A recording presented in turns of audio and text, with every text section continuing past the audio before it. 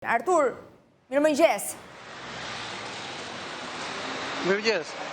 Do doja të dija se si është situata sot në Tel Aviv, pavarësisht se është shpallur nga ana e Donald Trump për pushimi, duket se nuk është zbatuar.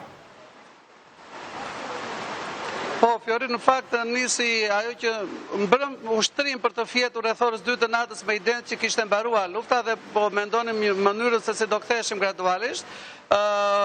Nuk mundëm do të asazgjasim shumë sepse që në orën 6 të mëngjesit ranë sirenat dhe pak minuta më vonë një raketë balistike u rrëzuar në qytetin Beersheba, aty ku tani para pak minuta kemi kthyer, ku pam nga afër shkatrimi në total që raketat vrasëse të Iranit shkaktuan në zonë. 6 të vdekur deri tani, 20 të plagosur, nga të cilët 5 prej tyre janë në gjendje kritike për jetën.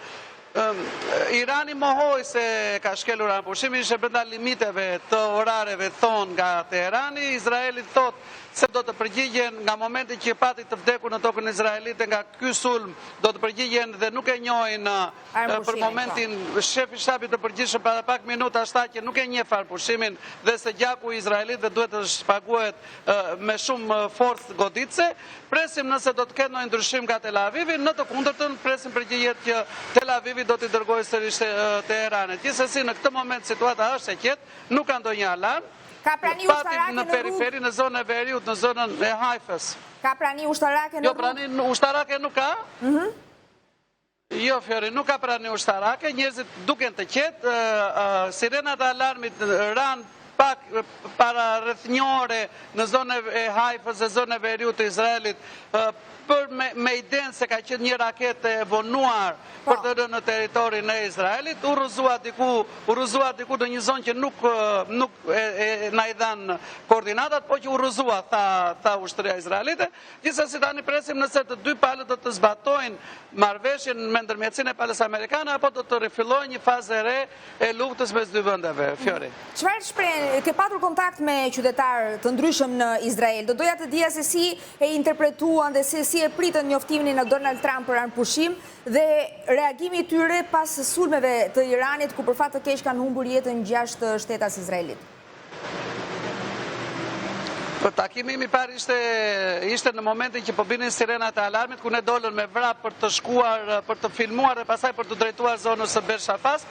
Nuk ishim shumë mundësi të flisim, por duke qartë që ishin të shqetësuar, sepse në momentin që ne u nisëm nga Tel Avivi, u nisëm në kohën që binin sirenat dhe askush nuk qarkullonte në rrugë përveç nesh, por aty ku shkuam në Beersheba pam nga afër vuajtjet dhe atë që njerëzit, frikën e njerëzve nga raketat e Iranit, ndaj edhe ishin shumë skeptik për atë që quaj anëpushim, sepse çfarë do që të kenë vendosur politikanët kur ti shikon një godinë të shkatruar totalisht, njerëz të vdekur aty, të cilët po kërkoheshin ende në rënoja, natyrisht dikush është mosbesues kur shikon atë skenë. Gjithsesi janë optimistë se amerikanët do bëjnë gjën e duhur për t'i mbrojtur edhe këtë herë, Fjori. Ndërkohë që nga Irani vijnë lajmet se anëpushimi i është imponuar Izraelit.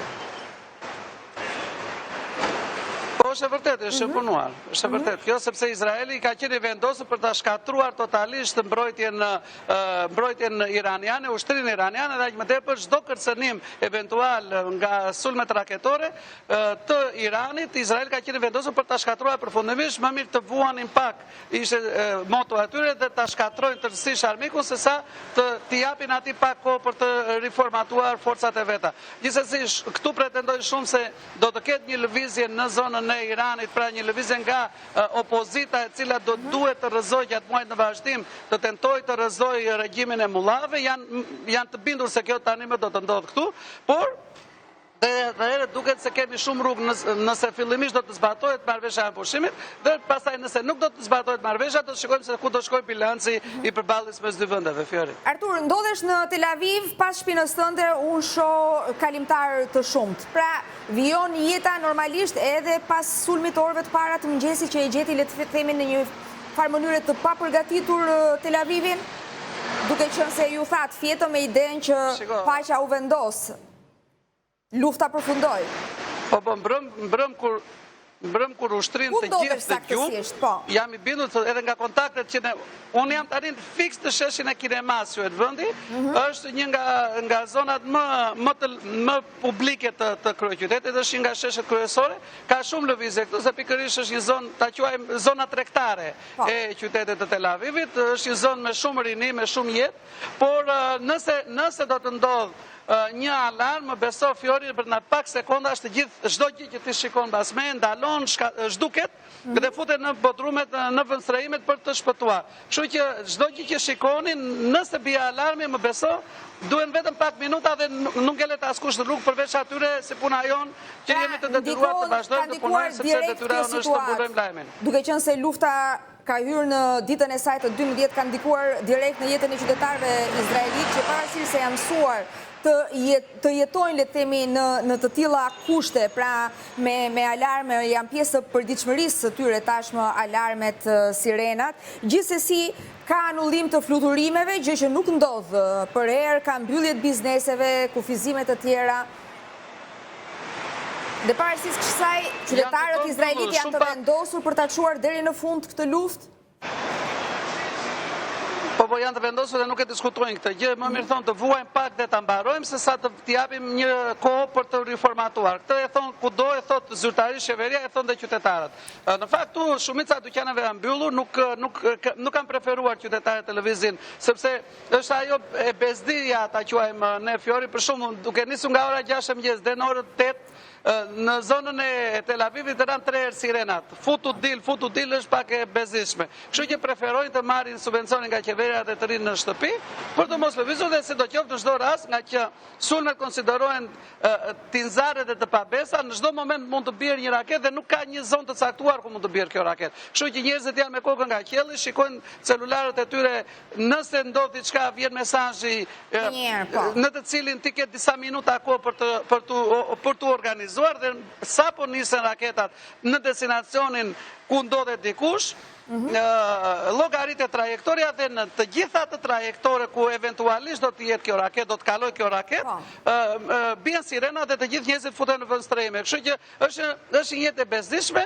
Janë mësuar ta bëjnë natyrisht, jemi mësuar dhe ne tani, pavarësisht se ecim dhe me kokën nga qielli, jemi rregullisht çdo 2-3 minuta shikon qiellin se nuk i di nga të vjen. Gjithsesi, situata duket se me marrëveshjen e re, duket se do të kemi arpushime dhe shpresoj ta zbatojmë. Le të shpresojmë që do të ndodhë kështu, ndërkohë që ditën e djeshme Irani ka goditur bazën ushtarake amerikane në Katar. Si u perceptua, le të themi, në Izrael, kishte panik, menduan që tashmë nisi lufta në gjithë rajonin, do të kishte një përshkallëzim dhe mbi të gjitha si është perceptuar në Izrael reagimi i Shteteve Arabe dhe Shteteve të Bashkuara të Amerikës, duke qenë se pak më parë pata një deklaratë ku thuaj se Trump, ishte nga kolegu Misha Pumo, ishte një lloj borxhi që i shleu, le të themi, Izraeli dhe ka folur edhe me tone disi më të ashpra me Netanyahu për ta ndalë këtë luftë. Shiko, në fakt është që kërcënimi iranian ka qenë evident. Tani më nuk ekziston ai kërcënim sepse programi bërthamor i Iranit duket se ka përfunduar dhe kjo i dedikohet totalisht presidentit Trump dhe ekipit të tij i cili vendosën të ndërhyjnë dhe të shkatrojnë impjantet bërthamore të Iranit. Kështu që nuk ekziston arsyeja pse të përfshirë në luftë Shtetet e Bashkuara. Nga ana tjetër, në momentin që ne ndodheshim në atë moment ndodheshim shumë pranë Gazës, në momentin që u krye sulmi, me një pam reagim nga ana palestineze. Direkt filloi një sulm i Hamasit në të njëjtën kohë që u sulmua baza në Katar, pati një reagim nga ana e Hamasit, por ajo që është shumë e rëndësishme, Fjori, është fakti që qytetarët e Izraelit u duket më optimist në kohën që u sulmua baza, jo sepse kishin frikë se do të shkatrohej ajo, natyrisht nuk e kishin këtë frikë sepse Shtetet e Bashkuara kanë teknologji të shkëlqyera dhe nuk kishin frikë,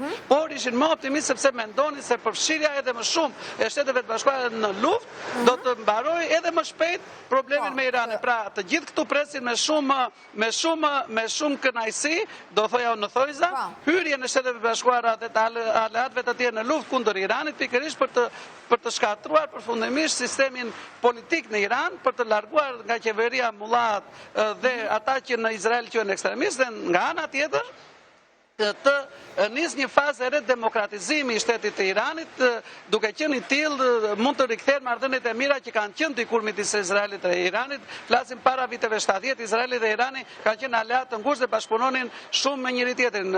Nga ana tjetër vendet arabe kanë një problem shumë të madh me njëri tjetrin. Fjori kanë, duke qenë se janë të ndarë në shit dhe në sunit, kanë një urrëtie më të madhe për njëri tjetrin se sa për ebrejt. Kjo është evidentuar dhe ne shikojmë sikur kemi qenë në Siri, sikur kemi qenë në zonën e Libanit, ashtu dhe në zonën e Gazit. Pra, preferojnë më mirë të kenë një marrëveshje paqe ose në heshtje paqe me Izraelin, se sa të kenë paqe me njëri tjetrin. Ky është perceptimi im personal për sa e kam parë marrëdhëniet mes vendeve arabe. Nga ana tjetër, futja e këtyre vendeve në luftë kundër Iranit tregon që nuk është çështje fetare përballja mes dy vendeve, por është një çështje më e gjerë politike dhe kjo e ndihmon edhe më shumë Izraelin për t'i dhënë pra mundësinë që të tregojë në botë që dakord, ne luftojmë kundër Iranit, por nuk kemi problem me fenë e Iranit, nuk kemi problem me askën tjetër, por kemi problem me sistemin politik të Iranit dhe me fuqinë ushtarake të këtij shteti, i cili konsiderohet e keqja e madhe e rajonit, Fjori. Dhe do doja të dija se si po avancon Izraeli në Gaza. Si është situata, sepse jemi fokusuar tek Irani, po mos harrojmë që lufta e Izraelit është shtrirë në disa fronte, ka disa konflikte njerësh. Po, Fjori, në fakt, me ekipin tonë të xhimit mundëm t'i afrohemi gardhit të Gazës më pak se 100 metra dje. Për fatin tonë të keq na kapi një forcë speciale e ushtrisë izraelite dhe ta quajmë na larguan nga zona pa dëshirën tonë, por ishim të detyruar sepse rrezikonim seriozisht jetën. Ishte pikërisht ai momenti që përshkova më lart që forcat e Hamasit tentuan të sulmojnë edhe një herë zonën e Izraelit. Në atë sulm patim mbi 25 të vrarë, ndërkohë që Hamasi thotë që të vrarët u vran sepse prisin ndihmat nga OKB-ja. Ushtria izraelite thotë ishin luftëtar të Hamasit që sulmuan pozicionet e tyre, ne u gjendëm në zonë, rastësisht u gjendëm në zonë, ajo që ne pamë sytan në Fjori është në Gaza nuk ka ngel asnjë gjë. Po, ishim dëshmitar dhe pa me sy tanë, dëgjuam krizmat e të shtënët nga ana e Hamasit dhe pak më vonë përgjigja e Izraelit, e cila ishte me artilleri, me sulme ajrore dhe me raketa. Ishte një përgjigje shumë e ashpër, brenda pak minuta vendodhe gjitha jo, por për fatin tonë do kejtë njerë, u kapëm dhe u nxorëm jashtë nga zona e vija e luftimeve. Edhe për fatin e mirë, sepse jeta shumë e rëndësishme. Kishim shumë pranë kufir. Mi, naturisht, për fatin e keq dhe të mirë, do të thojam, por ajo që mundëm të evidentonim dhe të filmonim, të ishim dosha ekipi pari Xhirimit Fjori, dhe them shumë seriozisht që u afruam kaq pranë zonës së Gazës, një zonë që është shkatruar totalisht, nuk ka ngel, nuk e di nëse i pat pamjet të ekskluzive që Top Channel mundi të sigurohen nga zona, nuk ka ngel asnjë gjë, nuk ka ngel asnjë godin në këmbë. Flasim për një shkatrim masiv, një shkatrim total, nuk e di nëse fjala genocid është pak, aty janë vrarë, janë shkatruar njerëz, është një situatë katastrofike. Nga ana tjetër, nëse do bëjmë analizën, është shkatruar çdo gjë, Fjori nuk ka ngelur asnjë gjë, nuk ka ngel asnjë godin. Mundëm i pa me sy tan. Pavarësisht videove që na vijnë nga mekanizmi propagandistik. Cila zonë është konkretisht? Ne ishim në zonën e qendrës së Gazës, në zonën qendrore në Niroz ishim ne, dhe përballë ishin qyteti i Gazës. Flasim për nuk ka ngel asnjë gjë. Ishte një situatë tragjike, duke që aty nuk besoj se do rindërtohet më diçka, nuk besoj se do rikthehen më banorët aty, sepse seriozisht aty nuk ka ngel asnjë gjë. Gjithsesi, në Izrael thonë që dhe thonë dhe me të madhe tani nuk kanë frikë më ta thonë, që zona e Gazës nuk do të jetë më e banuar.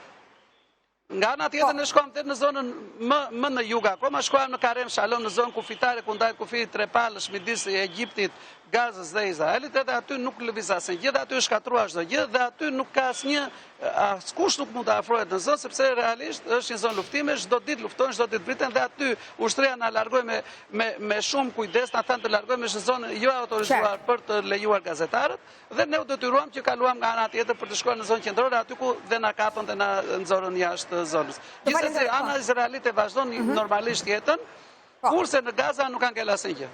Të falenderoj shumë, Artur, besoj do të kemi edhe lidhje të tjera, kujdesu për veten.